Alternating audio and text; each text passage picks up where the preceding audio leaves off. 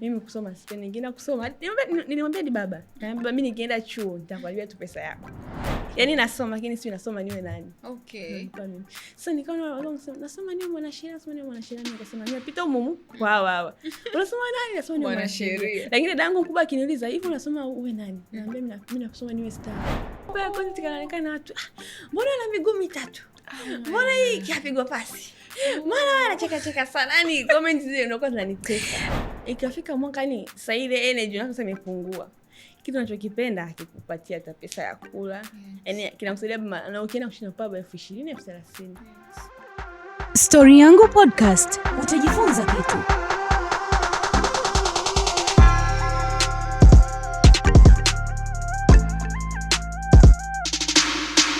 Hello guys, mambo ni vipi? Mambo ni aje? Karibuni tena sana kwenye episodi nyingine ya Story Yangu Podcast. Kama kawaida zinatoka episodi 2 kwa mwezi, yani kila baada ya wiki 2 inakuja episodi moja ambayo ndani yake unapata burudani, unapata elimu, unapata michongo kama kijana, kwa lengo la kuhakikisha ya kwamba unatoka sehemu moja kwenda sehemu nyingine, kwa sababu lengo ni kuhakikisha ya kwamba wote tunatusua na fursa ambazo zipo mtaani tunazipata kwa ukaribu, tena kwa kupitia experiences za watu mbalimbali ambao tunakuwa tupo nao hapa studio. Sasa leo ni story ya mrembo ambaye yeye ni content creator ambaye anafanya vizuri sana na ameweza kuifanya content imuingizie pesa, ama iwe ni ajira ama tunasema full time job. Yeye sasa ndo kaifanya content kwa hivyo, na tumemuona tokea anaanza mpaka anapata mafanikio, mpaka sasa hivi yupo kwenye peak kabisa, na ni moja kati ya most requested guests. Watu wengi sana wanatamani kuisikia story ya huyu mrembo. Kwa hiyo leo tumebahatika tutaisikia humu ndani. Usiende popote na usisahau kusubscribe. Mrembo wetu ama mgeni wetu wa siku ya leo ni Mary Kairanga. Ama dada Mary. Ama sasa mimi napenda kumtania na Mary, ndo mama wa watoto wa dada yake. Kwa hiyo mama Flo huyo. Na sasa hivi wana baby boy, kwa hiyo majukumu ni yako yake. Dada hapo mziki kidogo jamani. Ni wanangu ni watoto wako kabisa, unajua. Karibu bwana. Asante. Mzima sana. Umependeza mashallah. Asante mashallah. Bado kuna vibe la Dubai ndani yako, naliona kabisa. Kwa sababu ya mabaya. Mabaya expensive. Kuna mabaya expensive ya Dubai. Na marashi yake mngekuwa mnayasikia hapa, mngeelewa kwa nini bado iko na vibe za Dubai. Karibu sana bwana. Asante. Okay, Mary, unajua Femina au unasikia? Najua. Lazima ujue mambo ya shule na kwambia. Hayo tumesoma sana shule. Nimetoka jipi ndio natafuta jingine. Sio poa. Anyways, Mary bwana, mimi nimeshakutambulisha kwa namna ambavyo mimi nakufahamu, lakini ningependa nikupe nafasi ya wewe mwenyewe kujitambulisha. Mary ni nani? Okay. Guys, mimi kuongea na shida. Sijali, leo tuko na wewe tu. Leo kazi ipo leo nchini Voice. Okay. Mary ni nani muulize hivyo? Mary ni content creator. Mary ni influencer. Mary ni ambassador. Okay. Yeah. Huyo ndio Mary.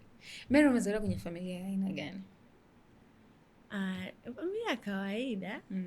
So tajiri sana, so maskini sana. Kawaida pale katikati. Hapo katikati. Na kukua tu tunatania nao, wasema mamako aliwazaa wengi hasa. Hivi kwa mpoa ngapi? Kwetu tuko 10.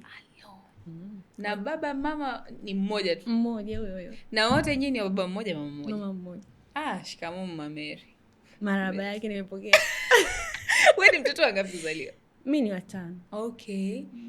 Mtoto wa katikati tunasema. Ni wa 5 na kwenye watoto 10 mmoja tu ndo wa kiume. Hello. Alikuwa ni wangapi? Wa mwisho huko? Yeye ni wa 4 afu ni wa 5. Aha. Okay. Naona atakapokuwa anaringa anabodeka na dada zake. Anasumbua sana. Lazima au singeringa ungekuwa mtu wa pekee. Wewe na chai. Ungeringa na kama ningejua. Hapa tu na watesa. Na sio last born wala first born wala wa pekee. Kabisa. Okay, umezaliwa mkoa gani Mary? Nyumbani kabisa originally. Mimi nimezaliwa Msoma. Na nyumbani kabisa ni Msoma. Na umekulia Musoma. Na nimekulia Musoma. Na wale ambao mnasemaga Musoma sijui anakuaga sijui watu sijui wakorofi sijui watu ngumu kumeza, mnamuona mrembo huyo mtoto mlaini kabisa, ukimwona wewe tunaona Dar es Salaam hii hapa. Hivi ni kweli kama nyinyi watu wa Musoma ni watu wakorofi ama wababe ama washari? Hapo kwenye kaubabe fulani hata mimi ninako. Lakini mpaka uchokonole. Mpaka nichokoze. Okay. Mpaka nichokoze. Ubabe ukorofi kweli ninao. Okay. Na ni mtu ambaye ni sipendi dharau pia. Tupendi dharau tu Musoma. Yes. Dharau sio kitu kizuri bwana. Takuzingua hapo yani. Kucheza vibaya. Growing up kwenye familia yenye watoto wengi namna hiyo, ni kitu gani ambacho huwezi kukisahau? Yaani kitu gani ambacho ulikienjoy sana na kitu gani ambacho hukukifurahia? Kwenye watoto wengi upendo na sisi tumefundishwa upendo sana na wazazi wetu. Okay. Kwa mpaka sasa hicho kitu kipo. Okay. Yeah. Bado mnapendana sana. Sana ni sana. Okay. Sana. Sio nielezeje sana, lakini I think kama unafuatilia pia video zetu baadhi ya mtu unapost tukutana pamoja unaona msapa kabisa kuna upendo upo genuine. Yes, upendo. Yes, na dada zenu. Na I'm proud ya baba yangu anatufundisha upendo ni kitu kizuri sana. Okay. Of course ni kitu kizuri. Na wewe una smile muda wote unasema. Na mpaka mtu akufanye nini ndio anakuwa amekukasirisha, yani kakukasirisha mpaka mwisho. Mpaka mwisho ni sipendi dharau na hisi. Mtu akinidharau anajisikia vibaya mpaka nalia. Okay. Lakini otherwise vitu vingine una manage vizuri. Yani mpaka umefikia tu ya kunikwaza nimekasirika. Hapana. Next time. Sana. Okay. Musoma, shule za Musoma waga zipo. Yaani maisha ya shule waga yapoje? Kwa sababu unasema watu huko afu korofi ile kwambia. Sio mazuri sana, sio mabaya sana lakini wala mtu akasoma nje ya Musoma. So yani mimi nimesoma Musoma afu nikaenda pia Mwanza nikawa na marafiki zangu wanasoma kule kwa nikawa naona jinsi wanavyo nini. Nikawa napenda ni kidogo kule pengine pamelelea. Okay. Shida ni nini ambacho kwa kinakukwaza hasa nyumbani? Musoma? Shuleni. Hebu nisponde kwanza kwetu. So unapondea ndo unasema tu kwa hiyo wewe umeishi. Yaani ama kuna ile tu ni bado sasa hapajajanjaruka bado vizuri. Okay. Yaani unaweza kuweka Musoma hapa ukakaa na Mwanza hapa. Okay. Au ukakaa na Dar hapa ni vitu kama 1 kwa 10. Okay. Safari ya kuja Dar es Salaam ilitokeaje? Safari ya kuja Dar es Salaam ilitokeaje? Okay. Mimi nilipomaliza form 4 nilichaguliwa chuo cha ualimu, lakini mimi nilikuwa sipendi kusoma. So tu walimu mimi sipendi kusoma. Okay. Sipendi shule. Mimi sipendi shule. Okay. Kwa hiyo dadangu akaniambia nitakiwa ende chuo, ilikuwa ni Arusha. Nikamwambia mimi jamani sipendi kusoma. Bwana nitafutie kitu nifanye. Mimi nilipokuwa mdogo nilikuwa vile vya kusuka. Okay. Na vipenda sana navifanya sana hivi. Kwa hiyo nikamwambia bora nitafutie sehemu ambayo nitasoma kitu ambacho baadaye kitanifanya nipate kazi niingize pesa. Mimi kusoma sipendi. Ningeenda kusoma. Nilimwambia ni baba. Na baba mimi nikienda chuo nitakwambia tu pesa yako. Okay. Bora tuwekeze kwa mambo mengine mimi mniache nifanye ninachotamani kufanya. Okay. Hivyo nikaenda Mwanza, nikakaa Mwanza kama mwaka kwa dadangu wa pili anaitwa Eliza. Okay. Nimekaa Mwanza mwaka mzima, nimeanza hapo bibi yangu wa nchi nyingine kidogo. Hapo nitaka kuharibu. Okay. Alikuwa amekuja nyumbani kusalimia. Sasa ikawa hana kurudi naye kwake. Okay. Mama akaniambia mrudishe bibi yako. Mpeleke kwake. Sasa nilimpeleka bibi kwake. Muda huo mama Kura ameshakuja yuko Dar. Okay. Anapiga kazi yuko Dar, anafanya kazi na BSS, anafanya kazi hivyo. Okay. Mambo yanaenda sikina JB kwa sababu ameanza kwa kina JB. Yeah. Nikamwambia mama hivi mimi nikitoka nikitoka Rondo kwa bibi nipitie niende Dar. Okay. Mama akaniambia ongea na ndugu zako. Mama ni mtu ambaye ukitaka chochote anakupatia, anakusupport. Anakusikiliza maoni yako. Okay.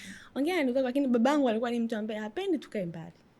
Yaani mpaka umetoka nyumbani umeenda sehemu, yaani umepambana na baba baba mimi naomba niende, yaani umbembeleze, ni mtu ambaye anataka kukaa na sisi sana, hapendi tukae mbali. Okay. Nikamwambia baba akaniambia haina shida, ongea na dada yako. Nikaongea na Makro, nikamwambia Makro basi nije nisomee huko Dar urembo. Kama itawezekana. Makro akaniambia haina shida. Nikamwambia sawa. Sasa ile yani unakaa kwa bibi mwezi unaisha. Makro vipi nakuja lini? Utakuja mdogo wangu. Nilitoka Rwanda, nilipanda na kama kina baba mdogo, si baba mkubwa nini. Nikatoka huko nikapitia Mwanza. Hapo nyumbani hawajui kama nimetoka Rwanda, nimeenda Mwanza. Okay. Nimefika Mwanza kakangu huyo ambaye mimi namfuata. Alikuwa anafanya kazi. nikafikia kwake. Hapo dadangu mwingine pia yuko Mwanza, huyo wa pili hajui kama nimetoka Rwanda tayari. Sasa mimi nilichoka kukaa kule. Umekaa kule uelewa nichokiongea, yani unakaa kama bubu. Wanaongea Kinyarwanda. Oh my god. Sasa nikatoka Rwanda nikaenda Mwanza. Nimefika Mwanza. Nikamwambia kaka unafikia kwangu. Akaniambia ina shida dogo mimi na kakangu nini? Ujinga unaweza kufanya ujinga afu mimi nisiseme. Baada baba anakuja na wapiga wote. Huyu bwana ametoka shule. Anafanya nini hivyo Kwani mtu ambaye tuna ujinga ambao tunafanya pamoja Siri, yani hiyo ni siri. Nikatoka Rwanda nikaenda kwake, nimefika kwake nimekaa kama siku 3. Nikamwambia nataka kuondoka nenda kwa Macroy. Kwa David. Akaniambia haina shida. Nikamwambia mimi sina hela, nataka nauli kwa nayo nimetumia kutoka Rwanda kuja Mwanza. Akaniambia nivumilie tu leo. Nikaenda ofisini nikija nakuletea hela. Nikamwambia fresh. Hapo nimeshampigia Macroy, anambia Macroy mimi niko Mwanza. Utumwambia mama wala baba, unajua mimi niko bado Rwanda. Alafu na kule bibi kumpigia mama ilikuwa nini network kuipata ni kwa shida. So vizuri sana.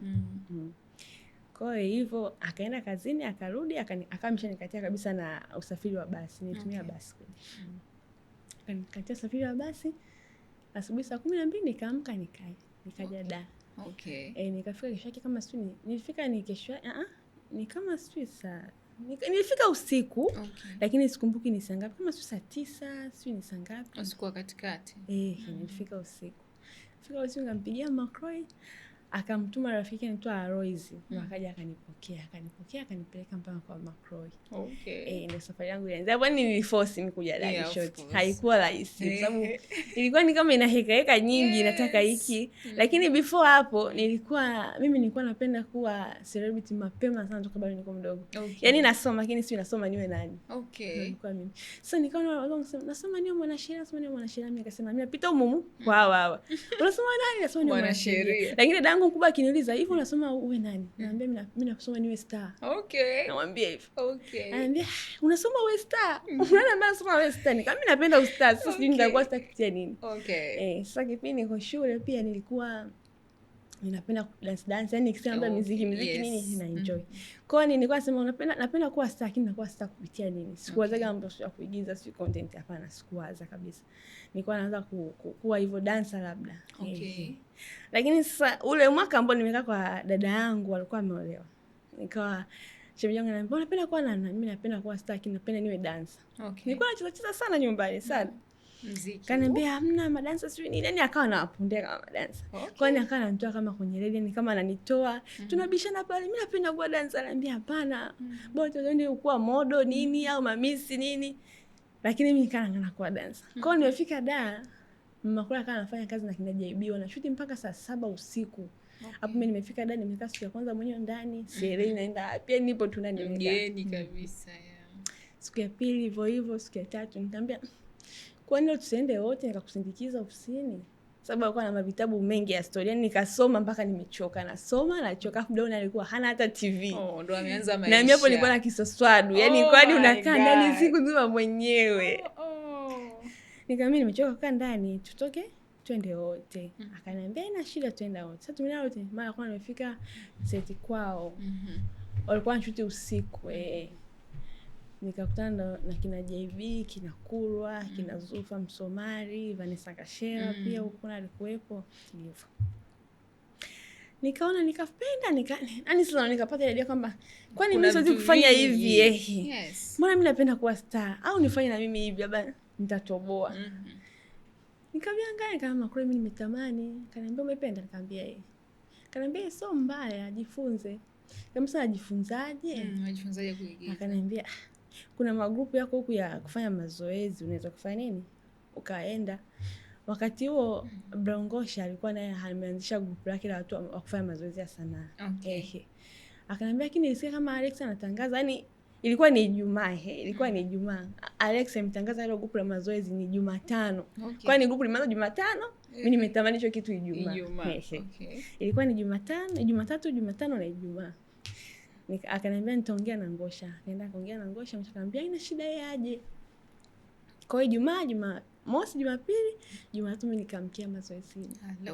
Yaani nilikuwa na moto wa 4D. Hujamaliza wiki Dar hapo. Sijamaliza wiki Dar. Na hapo nimekuja kwa sababu ya kusomea nini? Urembo. Mambo ya makeup. Mambo ya makeup, kusuka nini. Haya. Nikamkia mazoezini. Sasa nilikuwa mimi hata kuongea siwezi. Nilikuwa tunacheka cheka. Yaani hapa ninapocheka hivi nimepunguza hapo unaponiona. Okay. Nilikuwa ni mtu wa kucheka afu nilikuwa ninaogopa. Kusimama tembea watu kuongea nilikuwa siwezi. Sasa nasema nafanyaje? Ngoja niambia Maria njoo. Sasa naye ndio hivyo yani kaka, hauna budi, yani utaitwa utafanya. Yes. Lakini sasa nilikuwa ninaogopa, nilikuwa naambia huyu anaogopa sana na kuongea hawezi. Maria mambo? Na ina poa, yani nacheka kuna itikia poa. Kuangalia hivi usoni nilikuwa siwezi. Nasema napenda chiki lakini mbona siwezi, nafanyaje? Lakini sijui nilikuwa nilipata baadaye nikaja nikapata nguvu ambayo akaniita sije akaniambia njoo stage hapo ufanye. Nikasogea nikafanya tunaniambia nifanye nikafanya lakini nilikuwa bado pia kuna aibu zinaonekana. Akaniambia lakini umejitahidi sana sikutegemea kama utaanza kufanya hicho ulichokifanya. Okay. Nikatoka hapo nimefurahi, nimesifia nimeweza Yes. Nikatoka mazoezi nikaenda kwa Macroy, nikaenda Macroy amenisifia nimefanya vizuri. Akaniambia haya jitahidi koma utaweza. Okay. Kwa hivyo nikawa naenda mazoezini na chuo kikaanza cha urembo. Okay. Hapo bado sijaeleweka nataka kipi chenye. Lakini Macroy akiniona energy yangu kubwa yuko kwenye sanaa. Kwenye sanaa zaidi ndio unaona tu. Na ndio mtu ambaye nilikuwa namwambia sana. Alikuwa yeye ni mkubwa kuliko sisi. Yes. Alikuwa akisafiri akirudi nyumbani vile Msoma. Anakuuliza unataka kuwa nani, alikuwa anatuza wengi. Kwa hiyo mimi nilikuwa nikimjibu sana mimi napenda kuwa star. Okay. Lakini nilikuwa sio inakuwa star kupitia nini. Okay. Hivyo sasa kana naona kabisa energy yangu mimi ipo kwenye sanaa lakini bado kuna natakiwa pia nisome sababu si nyumbani. Yaani hata mimi hapa ninapofanya hizi kazi nilianza sikumwambia babangu wala mamangu. Okay. Sababu ni mtu ambaye tumeelewa malezi fulani hivi ambayo ni nyumbani si suruali, sijui vigauni vya kushika amvai. Okay. Ni stara. Yaani okay. Vitu fulani vya baba mwambie baba mimi nimekuwa msanii namwambiaje? Unaanzia wapi? Yaani hivyo. Kwani nikamwambia Macroy mimi nafanya lakini baba simwambii. Akaniambia tujana baba yako. Na baba alikuwa sio avipendi pia niseme hivyo. Kwa hivyo naenda mazoezi, naenda chuo, ikifika chuo pale hata kama nina kazi imefika saa 8 kamili. Naacha kazi na mazoezini. Utaki utani. Yaani kweli nimemaliza miezi 3, kwa ni miezi 3 nilikuwa sijui chochote. Lakini Macroy unajua anatoka chuo, namaliza kila kitu, ndio unaenda kwenye mazoezi. Lakini mimi kwa kifika sasa ananiambia mwalimu, nenda kazini. Naenda kazini, sitakuchelewa kazini utanifukuza kazi. Ananiambia haya sawa. Napewa ruhusa naondoka.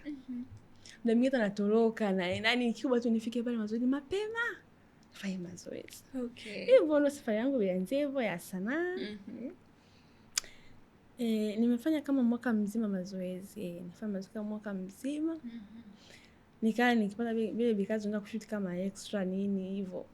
Kile nilikuwa si enjoy shot. Lakini natamani siku ifike upewe character yako. Okay. Afu mdao sana na hivyo TikTok wana trend watu kina cream, kina papi churros. Wamechini kina Faraja nikawa naona natamani sana mimi nifanye hivi haba nitatoboa.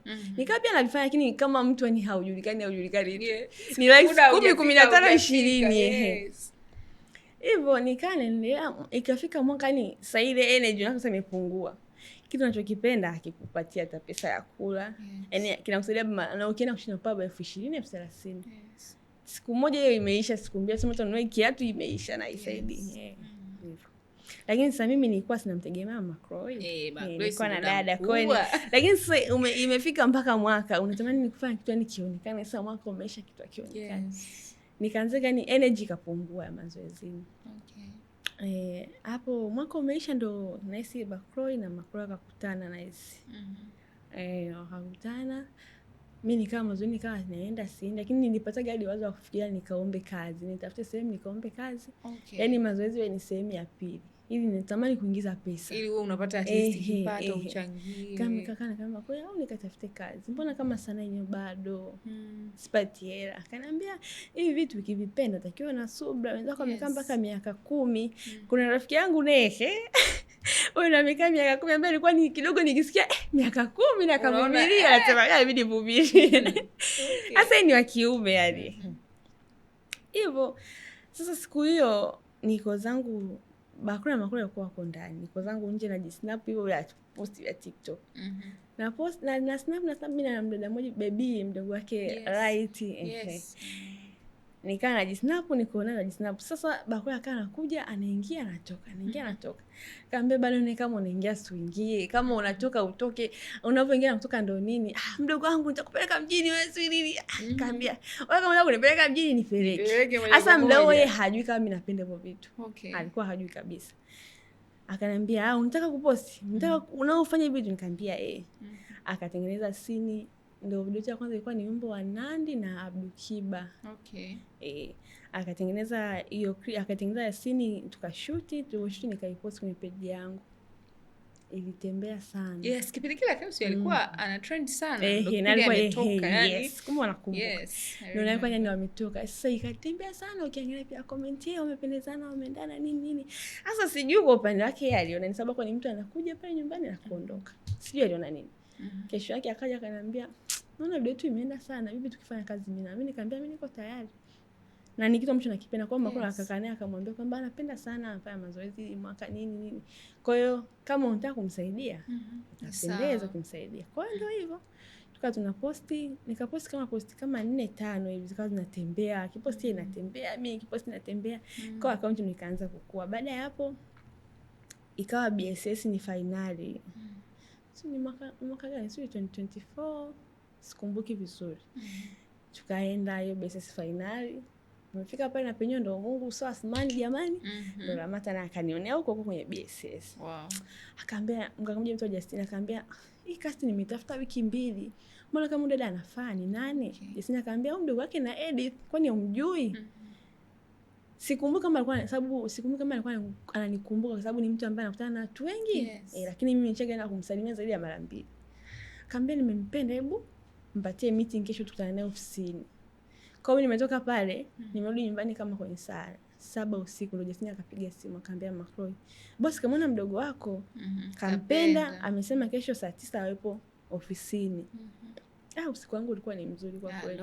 Alafu sana kuchora na nijua kali na pamba moto ya moto. Kasema mimi nimeonekana sijatumia hata nguvu. Sisi sikulalaga usiku sikumbuki yani kama nilala vizuri. Unalalaje? Nikaamka na Macroy. Ikafika asubuhi, mama akaniambia jiandae uende. Bosi anataka akuone. Nikaamka na vaa nini? Akaniambia vaa kitu fulani uende. Nikavaa nikaenda. Nifika pale akaniambia wewe unatakiwa uingie kwenye jua kali kama nani yake na Maria na mpinzani wake na Maria. Wewe kama unamtaka hivyo Kakafure mara 2. Hivyo ukapata cast yako hiyo. Ndio cast nikaipata hivyo. Sio unajua kwenye story yako nimejifunza wakati wa Mungu ni wakati sahihi kwa sababu imagine ndo content imekubali afu ndo Lamata na. Yes, yani na tulikuwa ni hatuna muda mrefu hivyo. Yani nilikuwa sijulikana hivyo sababu nilikuwa nimepost kama mimi kwenye page yangu kama nilikuwa nimepost sana ni mara 4, video 4. Kwa hiyo ni hivyo. Lamata amekuja, TikTok amekubali, Instagram amekubali. Kwani nikaa nikipost mwingine huyu mpenzi wake Akrem, Mdosa Macroy na Bakroy hawajulikani. Hajawahi kupostiana. Kwa Akrem hajulikani na date na nani. Sasa tumefanya mimi Akrem alikuwa ni mtu ambaye anashinda wanawake wengi na anabadilisha kila siku. Alikuwa hana mwanamke mmoja ambaye amfanyia content zaidi ya 4. Kwa hiyo mimi nikaa nimfanyia zaidi ya 4. Kwa hiyo tukasema unaona ndo huyu mwanamke wake. Kwa hiyo watu wakasema mwanamke wa Collins, wengine wanasema huyu mpinzani wake na Maria kwenye jua kali. Kwani ndio nikaa natembea mshinge, wewe mpinzani kama jua kali hivyo. Ndio nikaanza kushuti jua kali, tumeshuti hapo nenyewe imenipeleka pia mjini namshukuru Mungu afu. Yani haikuwa kitu kidogo kwangu kwa sababu nilikuwa ni jua kali, ukisikia jua kali nasikia ni kubwa sana. Afu yani ndio nimeanza tu pap. Umeonekana kazi na jua kali. Kwa nikasema Mungu jamani, wakati wa Mungu ni wakati sahihi. Ni wakati sahihi kwa kweli. Ndio mimi safari yangu ilianza hivyo. Ndio mpaka sasa tunapambana hivi na content tunaendelea. Sasa tukiachana na jua kali kwa moja kati ya tuseme nafasi kubwa ambayo uliwahi kuipata. Tuje kwenye deals sasa. Ni pesa gani kubwa ambayo ulitengeneza kwa mara ya kwanza kwenye content? Ukaona kweli hii sasa njia niliyoko ni sahihi zaidi nilivyofikiria. Kwa kipindi hicho. Kwa kipindi hicho kwenye content. Mbona kama sikumbuki. Ndio kubwa kabisa mimi nimeipata.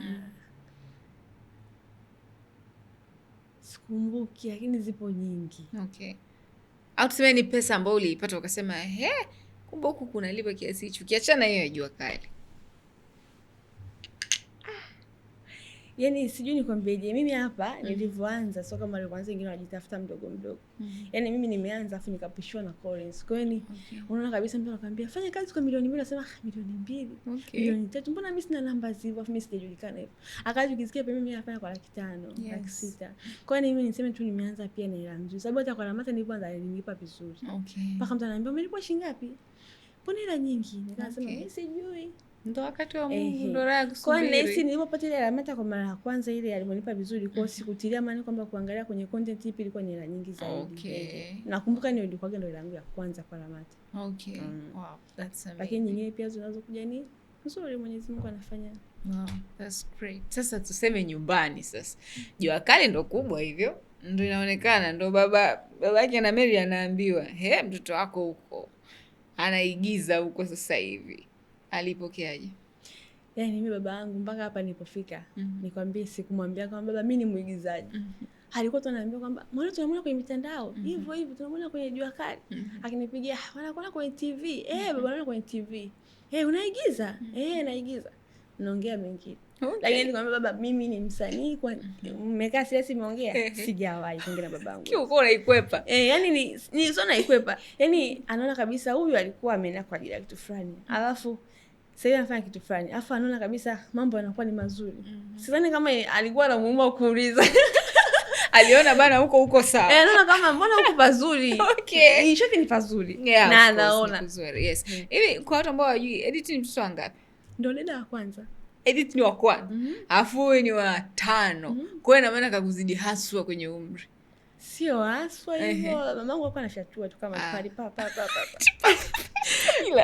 Kuna wengine mpishana mwaka pale. Kama Edith na Wapili mpishana mwaka. Kwa ni hivyo tu, ni kwamba alikuwa na saraka. Lakini sasa hivi nafikiri watu watapata picha kamili ya kwamba yule ni dadako na mnamheshimu na mmepeana kagepu kiasi. Ni tofauti na wanavyochukulia kama mmefuatana hapa na hapa. Sio dada tu, yani yule anakaa kama mama. Facebook siku zote sisi waga ni wazazi wa pili. Unajua ile. Yani yule kali sisi kwanza. I wish sana niwaletee siku moja mkae naye muone. Yani yule ni kama mama. Mfanya mambo ameona na kupokea. Ni mkali kweli. Though she's very humble, down to earth. Ni mtu mzuri sana. Sasa umeanza kufanya content. Umaarufu uliutafuta tuseme mwaka uko unahangaikia hilo swala. Umekuja sasa kwa pamoja. Kwa sababu ulikuja ukakubananisha sehemu sasa kwamba Mary ndo huyu, Mary ndo wewe, sasa ndo ushakuwa brand, ndo ushakuwa maarufu. Changamoto zipi ambazo zilikuja na umaarufu ambazo hukuzitegemea? Mimi pia nikwambia nilikuwa muoga kwani zile comment kwamba ona nilikuwa na kidonda, nilikuwa na kauvimbe kwenye mguu kale kaka ananikata kishenzi. Nilikuwa content kanaonekana watu mbona ana miguu mitatu, mbona hii kiapigwa pasi, mbona anacheka sana. Yani comment zile zinakuwa zinanitesa. Zile zinakuwa zinanitesa. Hamna kingine. Yani mimi namshukuru Mungu kwamba nimekuwa dada yangu anafanya kazi kwenye industry, anajua madhaifu ya kule. Collins na hivyo anafanya kazi za hivi, amepitia mengi, kwani ni mtu ambaye nikipata kitu lazima nikamwambia kuna hiki na hiki na hiki tunafanyaje. Kuna meeting na niende nisiende, wale wapumbavu usiende. Hii kazi nenda. Kwani mimi nahisi sina changamoto nyingi. Kwa sababu na watu wa kuniongoza. Ni misconception ipi ambayo ama tuseme ni picha gani ambayo unatamani sana ungeitoa kwenye mawazo ya watu ambao watu wanakufikiria wewe lakini sio?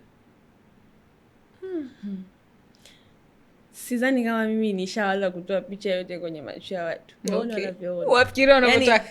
Nimeharibikiwa mimi sasa hivi. You do not care. Yani I don't care. Sababu nikitaka nipatie mimi kula.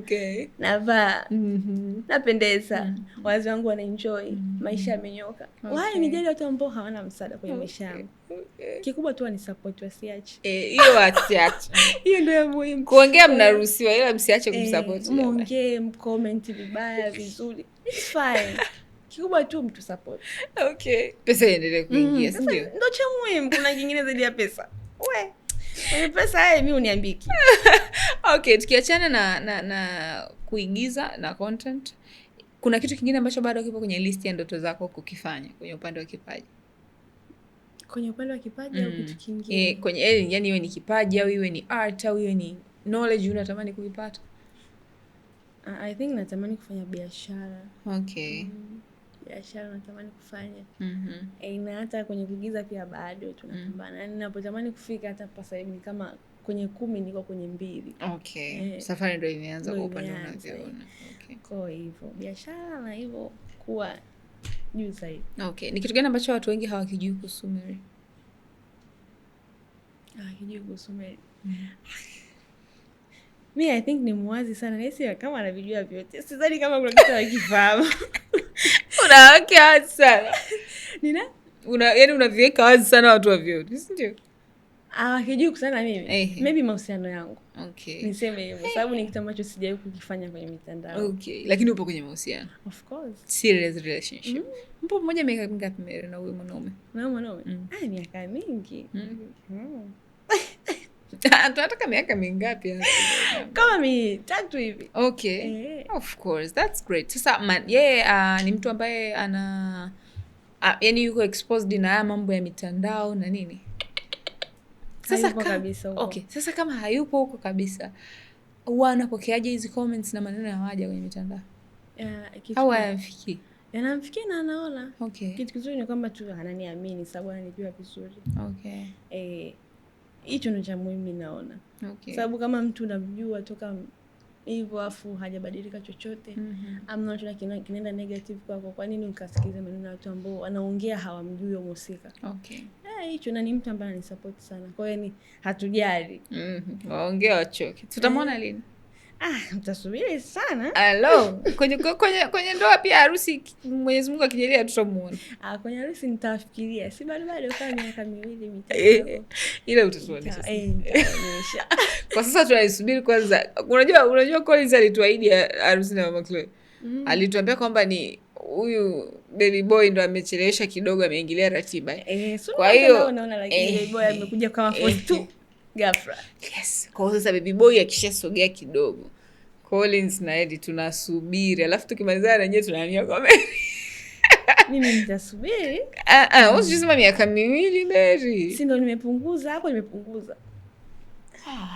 Nataka kwanza pesa. Okay. Mary una miaka mingapi? Mimi na miaka 23 nafunga mwezi wa 7. Okay, lakini kweli bado mdogo. Una muda mrefu wa kutafuta hela bado. Hiyo pressure ndio bado kitu. Sitaki hata kuisikia. Lakini ni kitu kizuri. Yes, of course. Natamani tu ni muda ukifika ambao natamani kuwa kwamba hapa niingie sehemu fulani.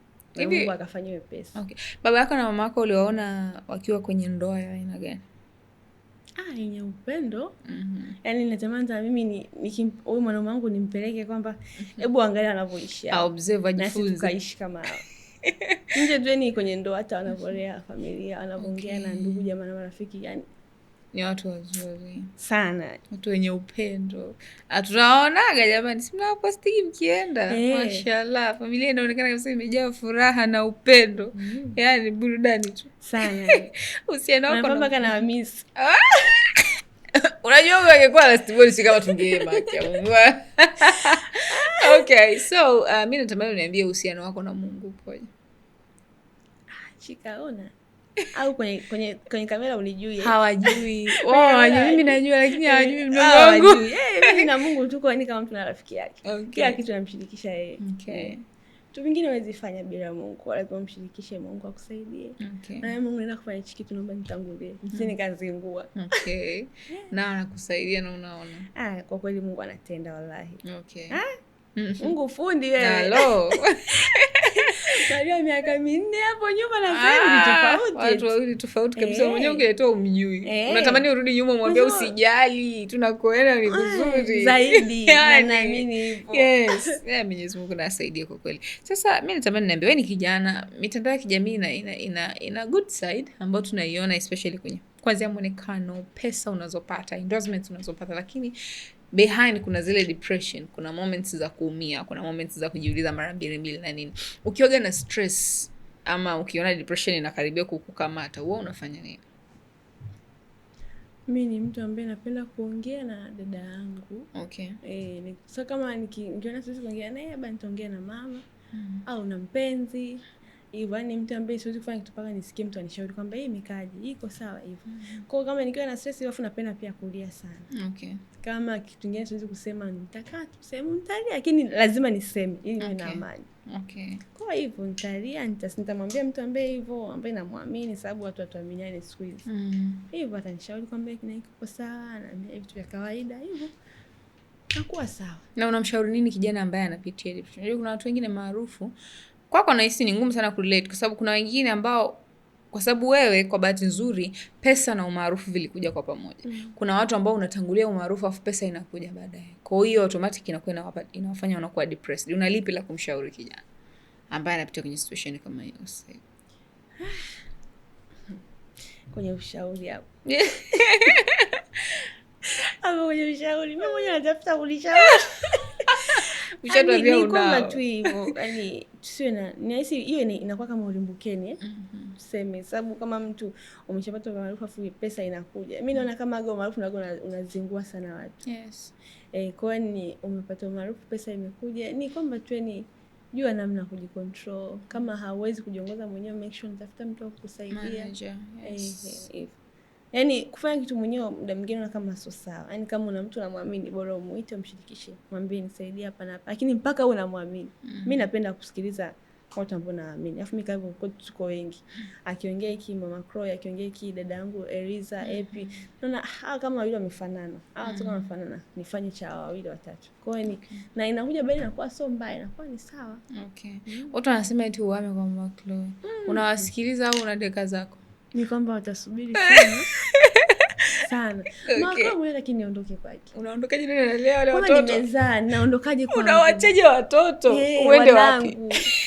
Hapa nishamisi kwanza. Unaondoka wache kina Chloe na nani? Niwache nani? We bwana, mwenyewe naona usiondoke. Ukae hapa kwa utulie. Yaani kama unanyolewa. Yaani tena kama nilipokuwa kwenye stage ya kwanza mpaka mwisho, yani kama nilizaa mimi. Kwa hiyo siwezi kabisa kuondoka jamani. Tulieni. Najua hii story ni ya kwako, lakini nataka tumseme Macloy kidogo kwenye ujauzito wake wa kwanza na wa pili. Ni upi ambao alishawahi kufanya kitu ambacho huwezi kukisahau kwenye zile harakati za ujauzito? Huyu wa pili huyu. Hivi unajua sisi hapa, mimi ni mtu ambaye sitamani kuondoka kwa Macloy, lakini huyu wa pili kidogo uondoke. Na tulipanga mama mimi nataka niondoke sasa. Mnatanina kidogo, unamwambia hakwenda bana, achana mimi. Unadharau umekuwa. Haya endelea. Yaani mpaka rafiki tu anaongea, anafoka huko analia. Mbona tunataniana kila siku? Mimi niletea maji hapa nafuata mwenyewe. Ukimwambia hivyo sasa hivi, ukimpinchisha mimba ukimwambia, baby unashua moto huo. Mpaka rafiki anasema, nile kwa mama yangu nikashinda siku nzima. Okay. Alafu mimi bado usiku nilala. Alikuwa anaizwa. Alafu sasa sio mimi mwenyewe. Kila mimi sio Baba Croy, sio Zakia. Croy alikuwa anampenda yule. Wote kwani ikawa nikianza anapitia shida zake. Mimi nalala kwangu, lakini nikimpigia mama nataka niondoke, ananiambia hicho ni kipindi. Mimba bwana uzi. Ndio furaha yake. Kile kabaki na nani? Sasa unapita kukupendi. Kwani ulikuwa ukiondoka hagumisi? Ananimisi, ananipigia simu. Wewe mbona rudi nyumbani? Usiku umefika, rudi nyumbani. Naambia jamani, niko na mambo yangu. Wewe nyumbani siku umeingia na halali mpaka urudi nyumbani. Sasa shangaa huyu nikiwepo nikiwa naye siku nzima, bubu la kutosha. Ukiondoka tena analia sebreni unakuja chumbani. Na sisi tunapenda kwetu wetu kulia wote. Kama umezingua hapo, kama umezingua wewe, akilia mwingine afujua analia na utalia tu. Kwa nini ilikuwa ndio hivyo. Lakini ilifikia kama miezi 4 au 5 hapo akaja akawa sawa. First trimester ndio ilikuwa ngumu naonekana. Ile story sawa. Tuheshimu wazazi. Nyumba ilikuwa ya moto. Ilikuwa ya moto. Okay. Kuna mtu ambaye anatamani kuanza content na ameona wewe umefanikiwa kwenda Dubai. I think kama sijakosea mlikuwa mmeenda pia kibiashara. Yeah. Yes. So una kipi cha kumwambia mtu ambaye ana ndoto za kuanza content lakini anaona kama njia ni ngumu sana kuyafikia mafanikio ambayo mfano umeyafikia wewe? Of course njia ni ngumu. Nisimdanganye. Njia ni ngumu. Lakini mimi namshukuru Mungu wangu haikuwa ngumu. Ilikuwa ni kawaida. Ulikuwa na right people. Mungu alikuinulia watu sahihi. Yes. Sababu kila mtu ameandikiwa lake, umeelewa? Kwa hiyo hivyo ni content ina pesa na ina hela sana. Sababu kuna muda atukufuru, lakini kuna watu ambao nikaongea vibaya mimi, wameajiri lakini tunawazidi kipato. Ni kweli, that's true. Kwa hiyo kama unakipenda hicho kitu, I'm sure utakisimamia, hautokatia tamaa. Na usikate tamaa. Wewe unaitamani kufanya content, kwa content creator. Usikate tamaa, huko kuna pesa na kuna mambo mazuri sana. Kikubwa tu kuwa na uvumilivu. Hiyo ndio main point. Kuwa na uvumilivu na make sure unachokifanya unaona unakipenda. Yaani fanya kwa kupenda. So unaona kafanya Maria mimi nifanye, hapana. Inabidi uwe na uvumilivu na uwe creative. Kabisa. Sababu hata mimi kama ningekuwa spendi, maneno yameongelewa mengi sana. Sana. Kwa na mimi ningekuwa nishakata tamaa kusema ngoja ni stop. Inatosha sasa. Lakini sababu nikiona nakipenda, kwa nini nikiache? Nazaba masikio, songa mbele. Lakini pesa ikiwa nzuri. Na ndio kwenye hivyo sasa, kwenye uvumilivu, kama kila kipenda utakivumilia. Yes, unakula mbivu. Ulienda Dubai bwana. Hebu tupe tu picha kamili ya wewe Dubai yako ilivyokuwa. Tukiachana na picha za Instagram, tukiachana na enjoyment za kule. Tupe tu ukweli, mambo yalikuwaje huko Dubai kwenye nchi za watu. Na ndo mkaishia huko mkashindwa kurudi kwanza. Haikuwa mbaya. Mimi kwenye kula, mimi sipendi kula vyakula ambavyo sijavizoea. Mimi napenda sana chips yai. Sasa Dubai chips yai hakuna diha. Sasa hiyo ilikuwa stress ya kwanza. Chakula.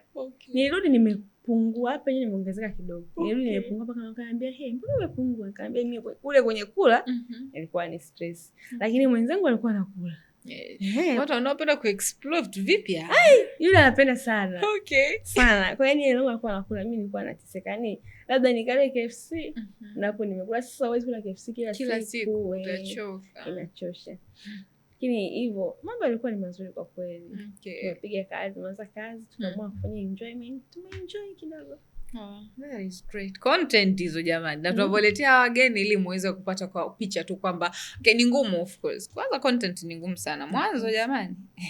Hizo kupata likes 5 unafikiri ni mchezo, unaandaa kitu chako afu haipokelewi. So mchezo, lakini mwisho wa siku ukiwa na consistency nafikiri itasaidia. So mimi nataka uwape ama vitu ambavyo umeviobserve vinavyosaidia mtu kukua kama content creator. Cha kwanza ni kutengeneza idea nzuri. So nisema ni uwe creative sana. Yaani umake sure unaweka akili nyingi kwa hicho unachoenda kukifanya. Alafu pia quality pia iwe nzuri. Alafu pia ni uwe unaposti mara kwa mara. Hiyo ndio pia kusaidia mpaka sisi mpaka sasa hivi. Consistency. Yaani make sure ni siku 2 hazipiti hujaposti. Kwa sababu Tanzania wana tabia kusahau. Na kuna wengine wamesahaulika pia. Hivyo hicho ndio cha muhimu. Fanya kitu kizuri, usikate tamaa, posti mara kwa mara. Great. So mmelipokea, si ndio? Kwa kumalizia, kabla hujaongea na mashabiki zako, maneno yanayoongelewa kwenye mitandao ya kijamii kuhusiana na wewe, ukaribu wako na shemeji, ukaribu wako na dada yako, hivi mkionaga zile reactions zenu zinakuwaje mbaya? Kawaida. Sababu si ni tunaishi maisha mazuri kama unavyoona. Sasa kwa nini tupate sisi na watu ambao hawana msaada? Sababu tunaambia nitumie kiasi fulani cha pesa ili kutumia. Kwa nini ukamsikiliza huyo mtu? Tushazoea mpaka sasa. Kila mshazizoea. Tushazoea. Unaona tu hivyo, mnakaa mnaonyesha na comment, unasoma, unacheka, unaendelea na maisha.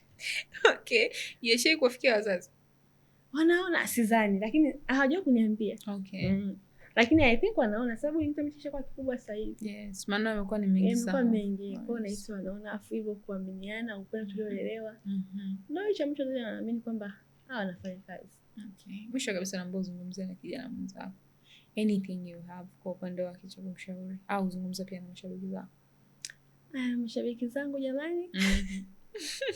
Mimi nawapenda ingawa mnasema vibaya. Sio wote hao hapo mashabiki zenu wanaowateteaga hao mimi nawapenda. Nikiona wanatetea na comment vikopa kwa chini. Yaani sisi jamani hao ndio wana upendo. Hasa ni watu ambao wanaelewa. Tunawapenda, msache kutusupport. Nawe kama kijana ambaye unapenda kuwa content creator usiache. Kaza tu mwendo. Omba pia mwaya. Na kwenye riski kuna vitu vingi. Siku yako ni hiyo moja tu. Mungu akiamua kwamba wewe umeteseka wiki 2, miezi 5, mwaka, lakini siku ni moja. Yes. Kila kitu kinakuwa kiko sawa. Kwa hiyo ni hivyo, kuwa tuna subira. Kwa cha muhimu. Okay, so ndugu zangu, nafikiri mmeenjoy. Yule ambaye alirequest kuisikia story ya Mary, nafikiri atakuwa amefurahi na ameisikia. Aliyebaki hapa kwa sababu alikuwa ni claim na Mary, mko tunataja pamoja. Waletwe tunataka tusikie story yao. So tumeanza na Mary, atafuata bwana shemeji kwa Mary, atafuata baba Chloe hapa ndani, atakuja siku wale ambao mmerequest na tutazungumza naye. Lakini leo hopefully mmeenjoy story ya Mary, hopefully pia mmepata kupata picha kamili ya mahusiano yaliyoko kati yake na dada yake. Kuna ukaribu gani, mko kwenye familia aina gani, safari yake pia ya content, kwa sababu watu wengine wanafikiri ilianza tu overnight akatokea akawa mkubwa mpaka kama alivyokuwa na kuanza kutengeneza pesa. So hopefully mmejifunza pia mmeenjoy. Unaweza ukashiriki moja kwa moja kwenye Story Yangu Podcast kwa kuweza kutuambia tu briefly story yako inahusiana na nini. DM pale kwenye Instagram yangu chika_14 au ya Story Yangu Podcast. Unaandika tu briefly story yako inahusiana na nini, then ikikidhi vigezo utakuja hapa ndani, utaketi na utatupa story yako. Sisi tutakusikiliza, tutaenjoy na tutafanya nini? Tutafurahi. Lakini pia unaweza ukarequest ni mgeni gani ambaye unatamani uweze kumuona humu ndani, alafu sisi tutahakikisha ya kwamba ombi lako lile lina come to pass. Tunamleta huyo mgeni humu ndani, alafu unapata kuisikia story yake. Usisahau kusubscribe kwa YouTube channel na kutufollow kwenye social media za kwetu kote, huko tunatumia Story Yangu Podcast. Mimi na wewe tuonane after 2 weeks kwenye new episode. Bye. Story Yangu Podcast, utajifunza kitu.